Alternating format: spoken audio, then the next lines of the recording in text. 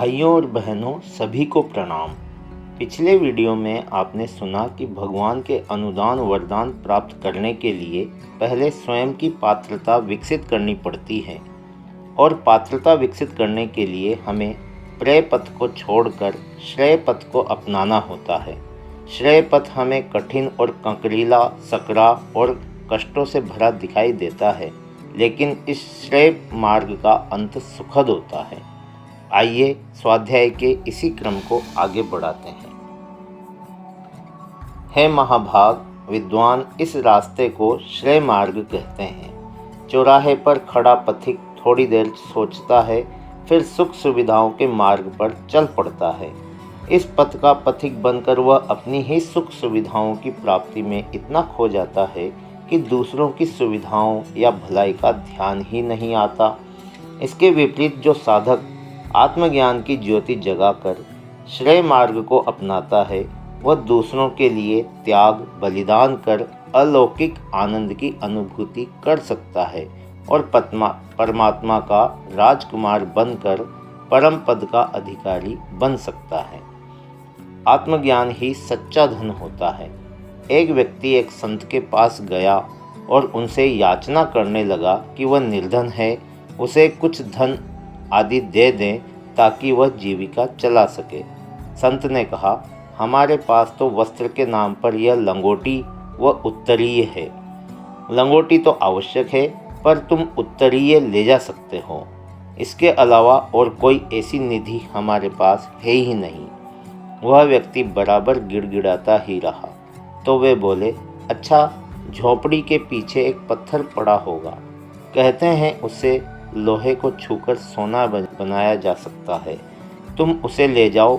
प्रसन्न चित्त वह व्यक्ति भागा और उसे लेकर आया। खुशी से चिल्ला पड़ा, महात्मन, यह तो पारस मणि है, आपने तो इसे ऐसे ही क्यों फेंक रखा है? संत बोले, हाँ बेटा, मैं जानता हूँ, पर मैं यह भी जानता हूँ कि यह नरक की खान है। मेरे पास प्रभु कृपा से आत्मसंतोष रूपी धन है, जो मुझे निरंतर आत्मज्ञान प्राप्त करने को प्रेरित करता है। मेरे लिए इस क्षणिक उपयोग की वस्तु का क्या मूल्य? वह व्यक्ति एकटक देखता रह गया।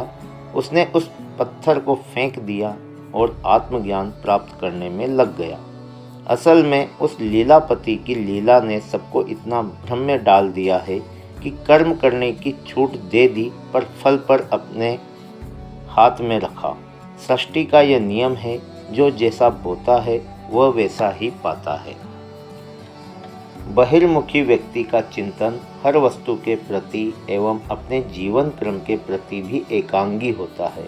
वे आत्मशोधन से अधिक बाह्य उपचारों को प्रधानता देखे जाते हैं। किसी ने जन्मांध अंधों के समूह से पूछा, आपके सामने खड़े हाथी को छूकर बताओ, हाथी कैसा होता है? एक ने हाथी की पूंछ पकड़ी, दूसरे ने कान, तीसरे ने पैर, चौथे ने दांत और पांचवें ने पीठ को स्पर्श किया। पूंछ को पकड़ने वाले ने रज्जु जैसा, कान को स्पर्श करने वाले ने सूप जैसा, पैर के संपर्क में आने वाले ने खंबे जैसा, दांत वाले ने दंड जैसा, पीठ को स्पर्श करने वाले ने विशालकाय पत्थर जैसा बताया। नेत्र दृष्टि संपन्न व्यक्ति उनकी बात सुनकर हंसा। सभी अंधों ने एक एक अंग का स्पर्श करके ये समझ लिया कि उन्होंने हाथी देख लिया, पर समग्र हाथी का स्वरूप किसी को विदित न हो सका। इसी प्रकार बहिर्मुखी व्यक्ति ब्रह्म के वास्तविक स्वरूप को नहीं पहचान सकता। अस्तो माँ सद्गमय, तमसो माँ ज्योतिर्गमय, मृत्योर्मा अमृतम गमय। प्रभु से प्रार्थना करनी चाहिए कि मेरे अंतःकरण के अंधकार को नष्ट कर दो। समस्या यह है कि कर्मों का फल तुरंत नहीं मिलता। यदि झूठ बोलते ही जीभ गल जाती, चोरी करते ही हाथ कट जाते, तो मनुष्य दुष्कर्म न करता। किंतु इसके विपरीत जब कोई दुष्ट व्यक्ति ऊंचा पद पा जाता है और सत्यनिष्ठ व्यक्ति को कष्ट मिलता है, तो मनुष्य सोचता है कि हम सत्यवादी बनकर क्यों कष्ट उठाएं। यह समझ नहीं पाता कि ईश्वर के यहाँ देर है, अंधेर नहीं। कर्मों के फलों से कोई नहीं बच सकता। भगवान राम ने छिपकर बाली का वध किया था, तो उन्हें अगले जन्म में कृष्ण बनकर एक भील के हाथों मरना पड़ा। देव देव को आलसी पुकारा करते हैं। जो कर्म को छोड़कर भाग्य पर निर्भर रहता है, उसकी दुर्दशा होती है। इसलिए गीता में निष्काम कर्म की महत्ता प्रतिपादित की गई है। जो भगवान को समर्पित कर्म निष्काम कर्म करते हैं, वे कमल के पत्ते की भांति निर्लिप्त रहते हैं। कर्म फल के विषय में संतों को व्याकुल देखकर बहुत ही विनम्र स्वर में जिज्ञासु बनकर श्री अष्टावक्र जी ने ऋषि से पूछा, ए तत्वज्ञानी ऋषि, आपकी यह सब बातें मन को उत्साहित करने वाली हैं, किंतु यह बताइए कि मनुष्य को इस महाठगनी माया से कैसे मुक्ति मिले, कैसे छुटकारा मिले। हे देव, मनुष्य कैसे इस कल्याणकारी मार्ग को अपनाए जिससे वह अपना जीवन सफल बना सके। इस जिज्ञासा को शांत करते हुए महाप्राज्ञ ने कहा, हे वत्स, इस माया जाल से बचने के लिए मनुष्य को महाप्रज्ञा की शरण में जाना चाहिए। सत्यवादी हरिश्चंद्र नाटक देखकर मोहनदास के अंतःकरण में सत्य प्रतिष्ठापित हो गया। मनोरंजन के लिए तो कईयों ने उसे देखा होगा, पर अभिनय करने वालों ने भी उसे कई बार दोहराया होगा। पर ऐसे प्रसंग जब अंदर तक प्रवेश करते हैं, तभी व्यक्ति को श्रेय पथ की ओर अग्रगामी बनाते हैं। मोहनदास ने सत्य का आश्रय लिया तो महात्मा गांधी बन गए, यह सर्वविदित है। सद्बुद्धि की प्राप्ति से ही मनुष्य काम, क्रोध, लोभ, मोह, अंधकार, अहंकार से बच सकता है। यही सब मनुष्य के महान शत्रु हैं और इनके वशीभूत होकर मनुष्य दुर्बुद्धिग्रस्त होकर नीच काम करता है। देवासुर संग्राम इसी का परिणाम है। अहंकार के कारण रावण की सोने की लंका जलकर खाक हो गई। मोह के वशीभूत होने के कारण धृतराष्ट्र ने दुर्योधन को इतनी छूट दी कि वह धर्म अधर्म को भूल गया और परिणाम स्वरूप महाभारत का युद्ध हुआ। प्रगति और दुर्गति के दो उदाहरण महाभारत में देखने को मिलते हैं। युधिष्ठिर व दुर्योधन दोनों के कर्म ही उनके भविष्य बन गए। धर्मराज ने जुआ खेला तो उन्हें वनवास भोगना पड़ा। अपनी धर्मनिष्ठा बनाए रखकर पत्नी व भाइयों सहित उन्होंने उसे भोगा। श्री कृष्ण को भगवत स्वरूप माना व उनके निर्देश पर धर्मयुद्ध लड़ा। सारे पराक्रमी एक ओर होते हुए भी विजय नीति की, आदर्शों की हुई। दुर्योधन ने तपस्विनी माँ गांधारी, ब्रह्मज्ञानी भीष्म व द्रोण के सत् परामर्शों की अवहेलना की, अपने ही भाइयों से युद्ध लड़ा व अंत में पतन को प्राप्त हुआ और सारे कुरुवंश को ले डूबा। शक्ति मिल भी जाए तो परिस्थितियां अनुकूल भी बना दी जाएं, तो भी सदाशयता का नियोजन न होने से मानवीय कृतत्व उसे दुर्गति की ओर ही ले जाता है। एक चित्रकार ने एक सुंदर बालक का चित्र बनाया। वह चित्र इतना पसंद आया कि उसकी लाखों प्रतियां बिक गई। 15 वर्ष के बाद वह दुष्टता के भाव प्रकट करने वाला एक चित्र बनाना चाहता था। कारागार में जाकर एक खूंखार कैदी से बोला, मैं तुम्हारा चित्र बनाना चाहता हूँ। कैदी ने पूछा, क्यों? चित्रकार ने अपना विचार बताते हुए उसे बालक का चित्र दिखाया। कैदी उस चित्र को देखकर रोने लगा और बोला, यह चित्र मेरा ही है।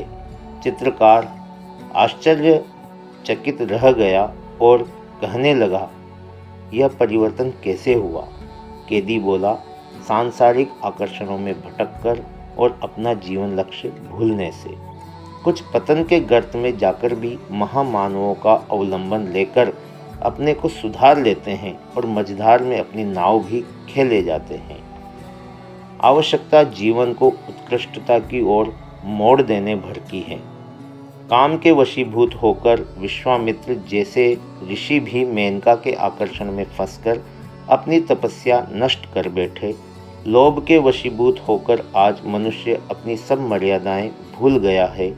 चारों तरफ भौतिक आकर्षण दिखाई दे रहा है। आज अधिकांश व्यक्ति हिरण्याक्ष बन गए हैं। जिनकी सृष्टि सोने पर ही रहती है, जिनकी दृष्टि सोने पर ही रहती है। झूठ, धोखाधड़ी, मिलावट, रिश्वत का बाजार गर्म हो रहा है।